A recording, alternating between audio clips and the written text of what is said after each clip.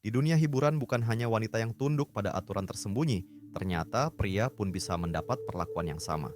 Sebuah kasus yang secara resmi ditetapkan oleh pihak berwenang di daratan Tiongkok sebagai kecelakaan ternyata di baliknya penuh dengan tanda tanya. Mengapa seorang pria berusia 37 tahun tampan berkarisma dan karirnya sedang menanjak tiba-tiba meninggal dunia? Kematian sang aktor ini mungkin saja melibatkan kelompok kekuasaan paling gelap dalam dunia hiburan. Hari ini saya akan membawakan sebuah peristiwa yang baru-baru ini mengejutkan seluruh dunia hiburan di daratan Tiongkok. Peristiwa itu adalah kematian misterius seorang artis pria bernama Yu Menglong. Kepergiannya yang penuh teka-teki dan kegelapan ternyata menyimpan kemungkinan keterkaitan dengan sebuah kelompok misterius. Jadi apakah kasus ini hanya sebuah kecelakaan atau ada kebenaran yang jauh lebih kelam yang tersembunyi di baliknya? Tokoh utama dalam kasus ini adalah Yu Menglong yang lahir pada 15 Juni 1988 di Urumqi, Xinjiang, sebuah tempat yang indah. Sejak kecil ia sudah menunjukkan bakat seni yang luar biasa. Sejak dini ia belajar piano dan cello serta memiliki minat besar pada seni pertunjukan. Dalam masa pertumbuhannya, keluarga sangat mendukung mimpinya di bidang seni. Keputusan keluarga inilah yang kemudian meletakkan dasar bagi Yu Menglong untuk masuk ke dunia hiburan. Ketika beranjak dewasa, ia dengan tegas memutuskan untuk mengejar mimpinya. Ia meninggalkan kampung halaman menuju Beijing, masuk ke Beijing Performing Arts Academy, dan secara resmi memulai jalan karirnya di dunia hiburan. Keputusan ini secara nyata mengubah jalan hidupnya, sekaligus membawanya masuk ke dalam dunia yang penuh dengan kemegahan sekaligus kegelapan. Karir aktingnya dimulai pada tahun 2007 ketika ia mengikuti acara Wo Ying Wo Show di Dongfang TV dan berhasil masuk 16 besar wilayah Xi'an. Meski ia tidak berhasil sampai akhir, tapi pengalaman itu memberinya bekal panggung yang berharga. Dalam beberapa tahun berikutnya, ia terus mengikuti berbagai ajang pencarian bakat untuk mengasah diri. Hingga pada tahun 2013, ia kembali mengikuti acara Happy Boys di Hunan TV dan berhasil meraih juara wilayah Beijing serta mendapat peringkat ke-10 nasional. Berbekal prestasi itu, ia menandatangani kontrak dengan Tianyu Media dan resmi debut. Namun Yu Menglong benar-benar melejit pada tahun 2015 ketika ia populer berkat perannya dalam web drama Go Princess Go. Penampilan kostum kunonya yang elegan membuatnya memenangkan banyak hati penggemar. Peran yang ia mainkan dalam drama itu penuh perasaan dan sedikit melankolis. Gambaran ini sesuai dengan kepribadiannya, sehingga meninggalkan kesan mendalam bagi penonton. Pada 2017 dalam drama Eternal Love 10 Miles of Peach Blossoms, ia berperan sebagai Bison, kakak dari Yang Mei. Lewat drama ini ia dijuluki sebagai pria paling tampan dari segala penjuru dan mengukuhkan dirinya sebagai dewa drama kostum.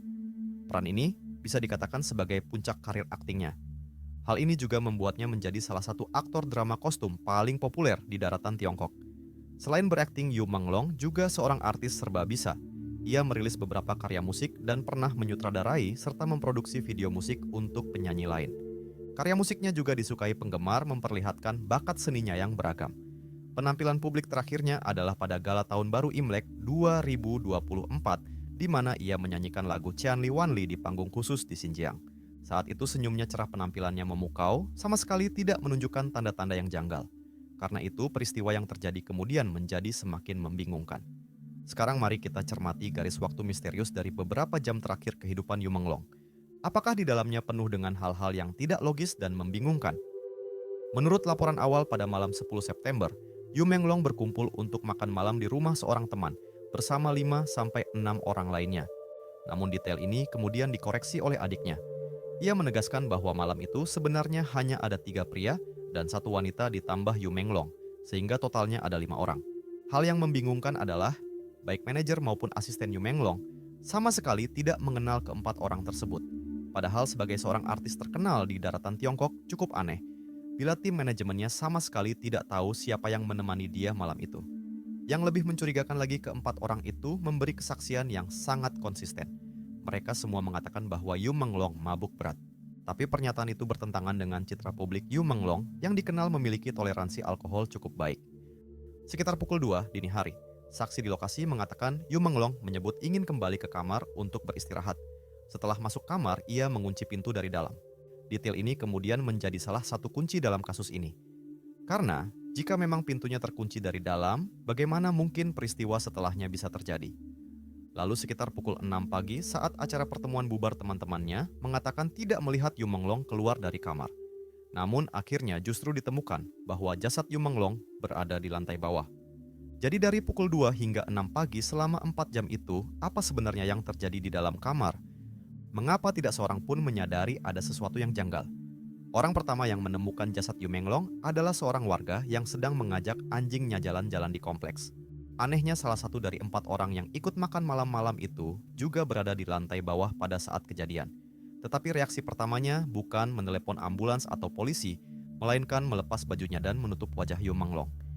Tindakannya ini sangat tidak wajar, karena biasanya ketika seseorang menemukan orang lain terluka, reaksi pertama adalah memanggil ambulans dan melapor ke polisi, bukan menutup wajah korban. Setelah itu pun hanya ada mobil polisi yang datang, tetapi tidak ada ambulans. Jadi keseluruhan peristiwa ini seakan menunjukkan bahwa sudah ada pihak yang sejak awal menganggap Yu Menglong telah meninggal dunia. Setelah kejadian itu, keluarga Yu Menglong meminta untuk bertemu dengan 4 orang yang bersamanya malam itu. Namun pihak polisi hanya mengatakan bahwa mereka tahu nama-nama orang itu, tetapi tidak mengingat dengan jelas.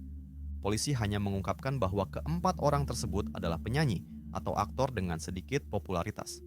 Tetapi hingga sekarang tidak ada satupun yang berani mempublikasikan identitas mereka. Lebih mencurigakan lagi, dalam waktu 12 jam setelah laporan polisi, sudah segera menutup kasus dan menyatakan bahwa ini bukan kasus kriminal. Dalam waktu sesingkat itu, polisi langsung menyimpulkan bahwa Yu Menglong meninggal karena kecelakaan yang jelas membuat semua orang meragukan. Karena biasanya untuk kasus kematian seorang publik figur, polisi akan lebih berhati-hati melakukan penyelidikan menyeluruh dan mengeluarkan pernyataan resmi. Tetapi kali ini kasus ditutup dengan sangat cepat. Yang lebih membingungkan lagi, menurut pengakuan adik Yu Menglong, selama tahap investigasi polisi justru sudah membicarakan soal kompensasi perdata kepada keluarga. Mereka bahkan terang-terangan mengatakan bahwa ini hanyalah sebuah kecelakaan, sehingga kasusnya akan ditangani dalam jalur kompensasi perdata, bukan kriminal.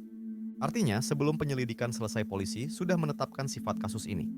Tindakan ini jelas sangat tidak profesional dan menimbulkan kecurigaan besar bahwa di baliknya ada kekuatan besar yang mengendalikan seluruh kasus ini. Sekarang mari kita bahas secara khusus mengenai detail kejatuhan Yu Menglong serta berbagai kejanggalan yang ada di dalamnya. Menurut data di lokasi, Yu Menglong jatuh dari sebuah gedung tempat tinggal setinggi 5 lantai. Lokasi jatuhnya ada di bagian belakang gedung yang relatif tersembunyi. Tinggi jatuhnya kira-kira 15 meter. Secara logika, jatuh dari ketinggian itu tidak selalu mematikan, namun Yu Menglong meninggal di tempat. Menurut sumber yang mengetahui, ia jatuh dengan kepala terlebih dahulu menghantam tanah, sehingga menyebabkan luka parah dan langsung meninggal dunia. Tetapi hal ini terasa aneh, karena dalam kebanyakan kasus orang jatuh, biasanya posisi tubuh saat menyentuh tanah tidak seperti itu.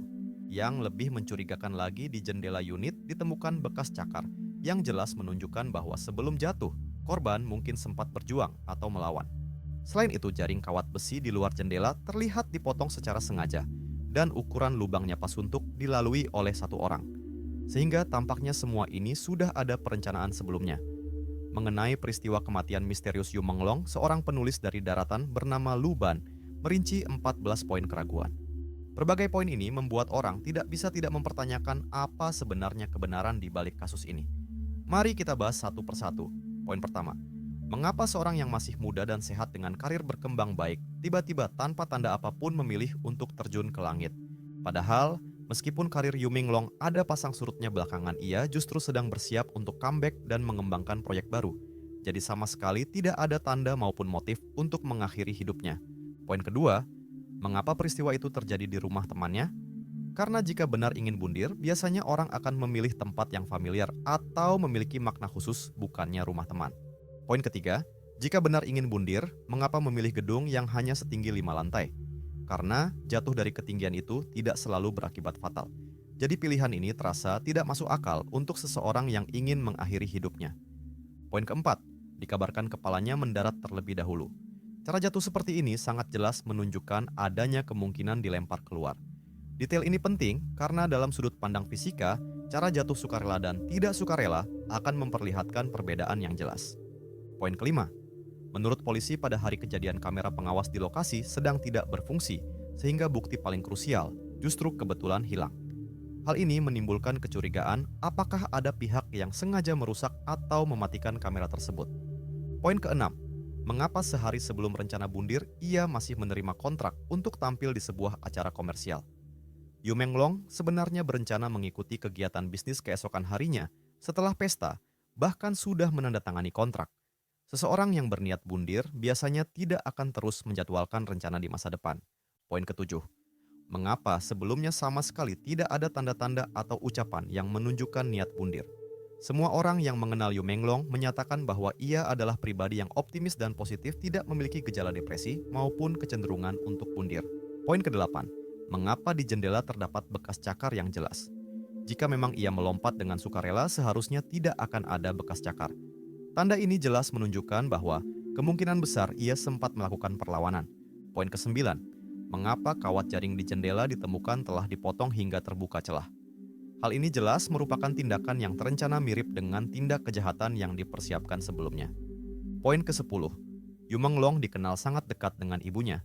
Jika benar ia memutuskan untuk bundir, seharusnya ia meninggalkan pesan terakhir, atau setidaknya sepatah kata, untuk orang yang paling ia cintai. Poin ke-11, saat kejadian di saku celananya secara aneh ditemukan 2 jam tangan Rolex milik temannya.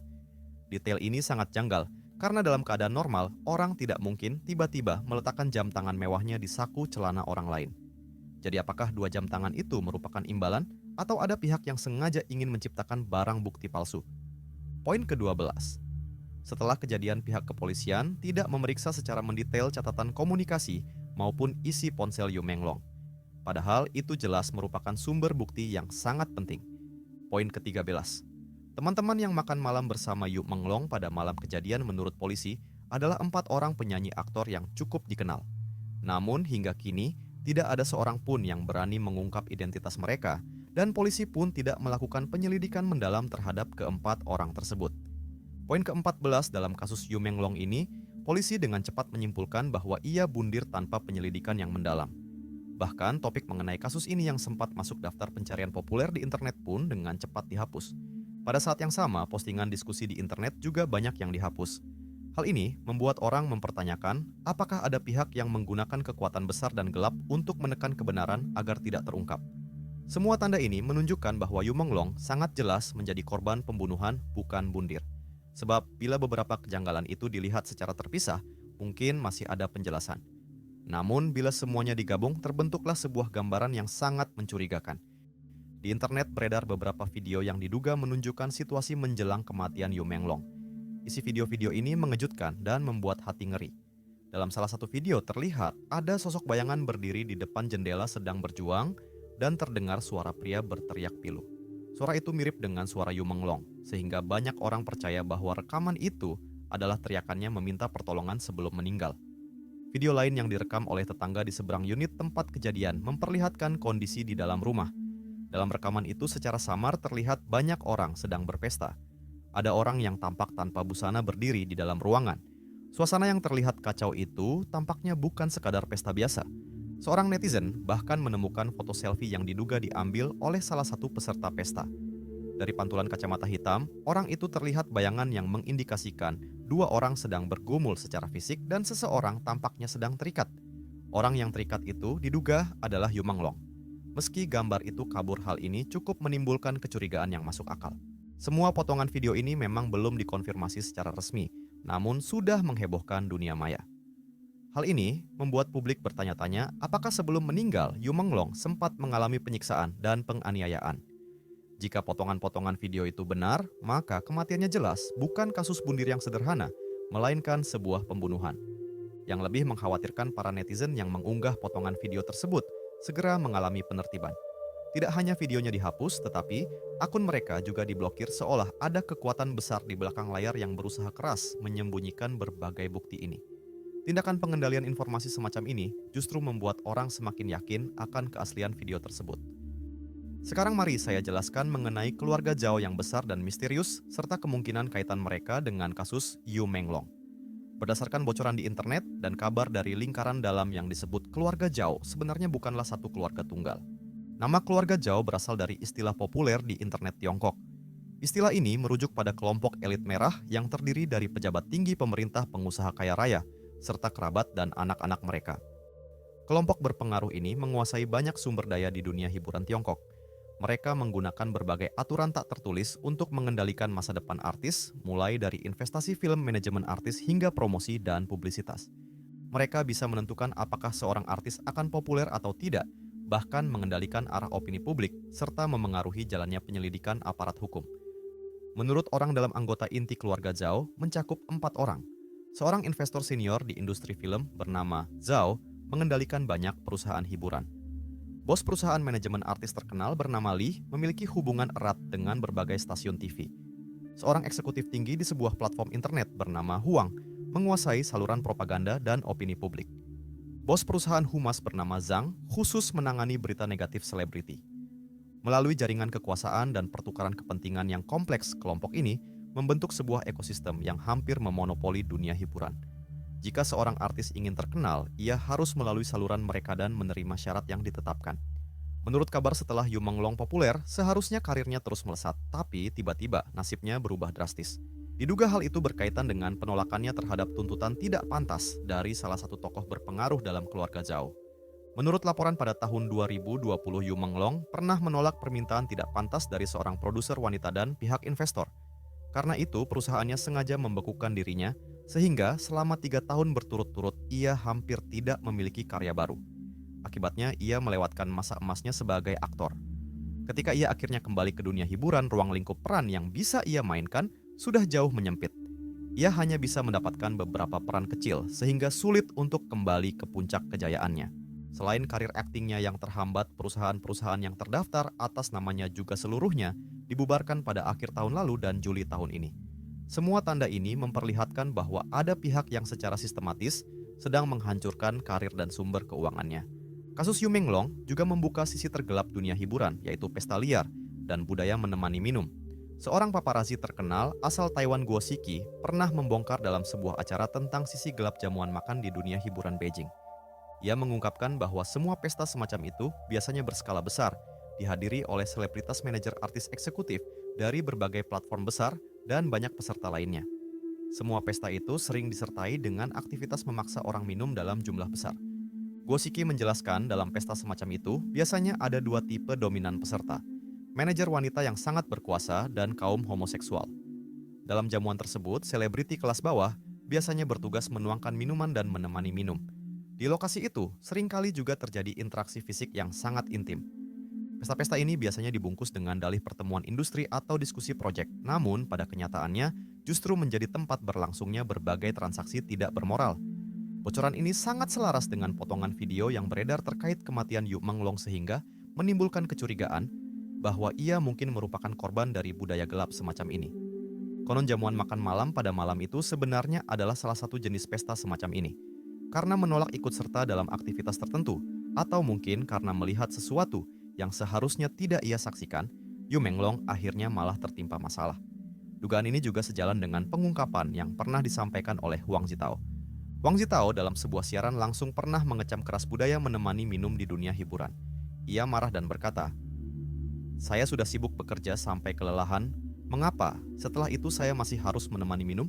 Oh, kalau saya tidak ikut makan, kamu akan blacklist saya?" Huang Zitao juga mengungkap bahwa pernah ada seorang trainee perempuan yang baru masuk industri menangis kepadanya karena dipaksa oleh perusahaan untuk ikut menemani minum. Saat ia diberi segelas alkohol, lawan bicaranya berkata, "Minum ini, maka semua sumber daya akan jadi milikmu." Namun setelah menolak gadis itu, justru dimaki hingga menangis, dan keesokan harinya tetap dipaksa hadir dalam jamuan. Yang lebih menyedihkan, ada pendatang baru yang karena dipaksa minum berlebihan, akhirnya mengalami pendarahan lambung, tetapi tidak berani mengungkapkannya ke publik. Yu Menglong mungkin harus membayar harga yang sangat mahal karena menolak aturan-aturan tersembunyi semacam ini. Dalam wawancara di masa lalu, ia pernah terang-terangan meragukan dirinya apakah ia benar-benar cocok untuk bertahan di dunia hiburan. Lingkungan gelap inilah yang kemungkinan besar sudah menanam benih tragedi yang kini terjadi. Setelah kabar meninggalnya Yu Menglong mencuat dan menarik perhatian luas, respon resmi dari pihak berwenang justru menambah banyak keraguan dan rasa tidak nyaman. Pada 11 September pukul 18.40, akun resmi studio Yu Menglong mengumumkan berita kematiannya akibat jatuh dari gedung, serta menyatakan bahwa setelah penyelidikan polisi dugaan kriminal telah dikesampingkan. Namun pernyataan itu dianggap terlalu singkat, seakan hanya sebuah jawaban terpaksa tanpa penghormatan yang layak ataupun penjelasan detail. Hal yang lebih mengejutkan, adik perempuan Yu Menglong kemudian mengungkap bahwa sebenarnya pernyataan itu bukan kemauan pihak studio, melainkan dipaksa diterbitkan oleh polisi. Pada malam 16 September, Ibu Yu Menglong melalui akun Weibo studio putranya menyampaikan bahwa kematian Yu Menglong disebabkan oleh kecelakaan akibat minum alkohol berlebihan, sekaligus menyerukan agar publik berhenti berspekulasi. Akan tetapi pernyataan itu bukannya meredakan, malah semakin memicu keraguan. Banyak netizen menilai pernyataan sang ibu terkesan dikendalikan atau dipaksa karena pilihan kata dan nada bicaranya tidak seperti seorang ibu yang baru saja kehilangan anak. Setelah isu ini semakin meluas, platform media sosial besar di Tiongkok mulai memberlakukan pembatasan ketat terhadap diskusi terkait. Ribuan unggahan dihapus dan Sina Weibo mengumumkan bahwa mereka telah menghapus lebih dari 10.000 konten terkait. Mereka juga memblokir lebih dari 600 akun dengan alasan semua akun tersebut menyebarkan teori konspirasi atau konten ilegal. Langkah besar dalam pengendalian wacana ini justru semakin menambah kecurigaan publik bahwa ada upaya membungkam dan menutupi kebenaran. Jika benar hanya kecelakaan biasa, mengapa perlu repot-repot menekan diskusi dan kritik? Reaksi semacam ini justru membuat banyak orang yakin bahwa ada rahasia besar yang tidak boleh diketahui publik. Yang lebih mencemaskan, beberapa jurnalis dan media independen yang mencoba menyelidiki kasus ini justru mendapat tekanan dan ancaman dalam berbagai bentuk. Hal ini semakin memperkuat dugaan bahwa ada kekuatan besar yang bermain di balik layar. Setelah kepergian Yu Menglong, reaksi orang-orang di sekitarnya juga patut diperhatikan dan direnungkan lebih dalam. Aktor Xing Fei yang pernah bekerja sama dengan Yu Menglong dalam Ming Yue Cheng Zhao Jiang Donghan awalnya menulis, "Semoga ini tidak benar, pasti tidak benar." Namun tak lama kemudian unggahan itu dihapus. Begitu pula dengan Gao Tayu yang pernah bekerja sama dengannya dalam drama For Love Let Go. Awalnya menulis senyummu akan selamanya tersimpan dalam ingatan, tetapi unggahan itu juga segera dihapus. Perilaku posting lalu buru-buru menghapus ini mencerminkan keraguan dan tekanan yang dirasakan orang-orang dalam industri hiburan. Di satu sisi, mereka ingin menyampaikan duka cita, tetapi di sisi lain mereka takut terseret dalam pusaran opini publik. Tampaknya setelah mereka menulis, ada pihak yang memberi tekanan agar semua tetap diam. Namun demikian, masih ada beberapa orang dari lingkaran industri yang berani bersuara. Manajer senior Sunderong pada 13 September dengan marah menulis bahwa kematian Yu Menglong menyimpan terlalu banyak kejanggalan.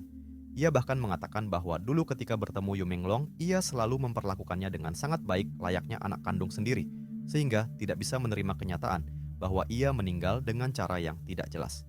Sutradara Wang Zhaoda secara terbuka menyerukan agar penyebab kematian Yu Menglong diselidiki ulang. Bahkan Chen Xiaodong yang pernah bekerja sama dengannya langsung bertanya secara terbuka, mengapa untuk jujur dan terbuka itu begitu sulit? Akan tetapi unggahannya di Xiaohongshu juga dihapus.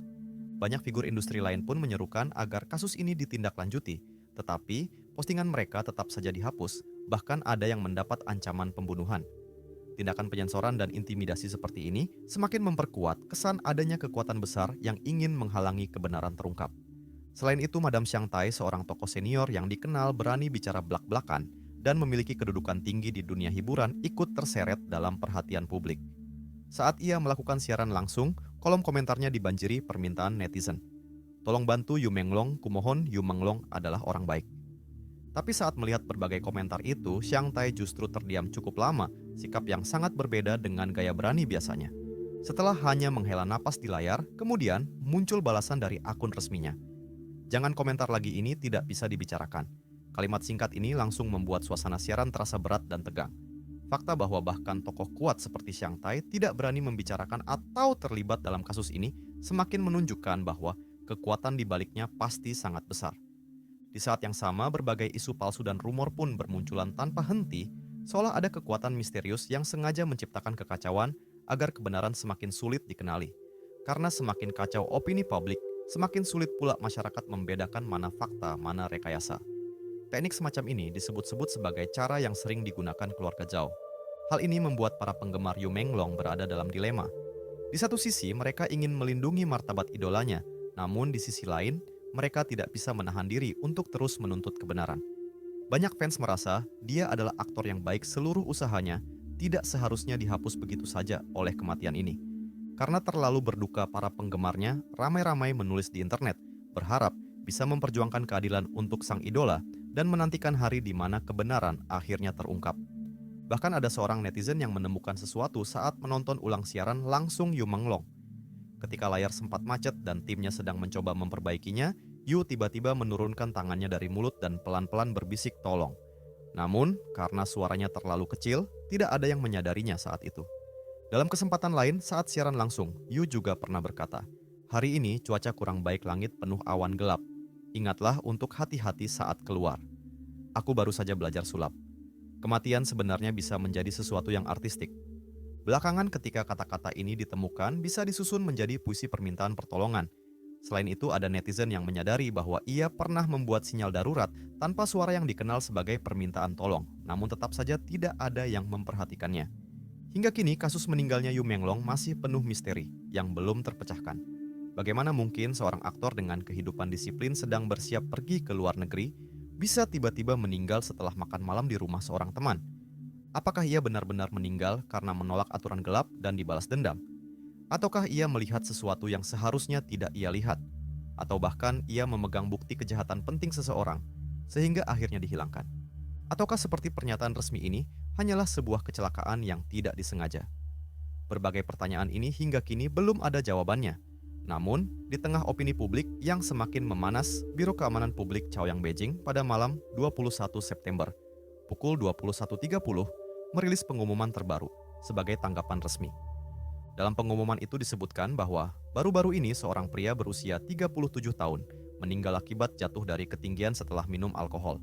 Tetapi, ada sebagian orang yang demi mencari sensasi dan trafik justru mengarang serta menyebarkan informasi palsu di internet, bahkan menyunting video palsu, sehingga sangat mengganggu ketertiban publik. Aparat kepolisian pun telah membuka kasus sesuai hukum dan mengambil tindakan paksa terhadap 3 orang yang terlibat. Polisi menegaskan bahwa setelah dilakukan pemeriksaan tempat kejadian baik autopsi, wawancara saksi, serta peninjauan rekaman CCTV, tidak ditemukan adanya tindak pidana. Pihak keluarga juga telah diberitahu mengenai hasil tersebut dan menyatakan tidak ada keberatan. Polisi sekaligus mengimbau masyarakat untuk berhenti membuat maupun menyebarkan rumor untuk menghormati privasi almarhum, serta menghindari timbulnya luka kedua bagi keluarga. Saat ini jelas bahwa pihak berwenang harus turun tangan dengan tindakan yang lebih tegas. Maka diskusi semacam ini ke depannya hanya akan semakin diharmonisasi oleh pihak resmi. Namun, ada satu hal yang bisa dipastikan, di balik gemerlap dunia hiburan tersembunyi, terlalu banyak kegelapan dan rahasia yang tidak diketahui publik. Dari kasus Yu Menglong, pengungkapan Wang Zitao, keluhan Chen Xiaodong, hingga sikap tidak bisa bicara dari Xiang Tai, semua ini menunjukkan bahwa industri ini memiliki masalah struktural yang sudah lama ada. Yang kini diharapkan publik adalah penyelidikan yang independen, adil, dan transparan, bukan hasil yang dikendalikan oleh kekuasaan atau dipengaruhi oleh uang. Banyak orang juga berharap agar media internasional atau organisasi hak asasi manusia dapat memberi perhatian pada kasus ini, sehingga bisa tercipta lingkungan penyelidikan yang bebas dari intervensi. Pada saat yang sama, ada pula suara yang menyerukan agar ekosistem dunia hiburan segera direformasi, memecah monopoli kelompok tertentu dan membangun industri yang lebih sehat serta transparan. Tragedi Yu Menglong seharusnya menjadi titik balik sekaligus akhir dari praktik gelap semacam ini. Tetapi, apakah perkembangan selanjutnya akan mengungkapkan kebenaran atau justru akhirnya tenggelam begitu saja tanpa jawaban?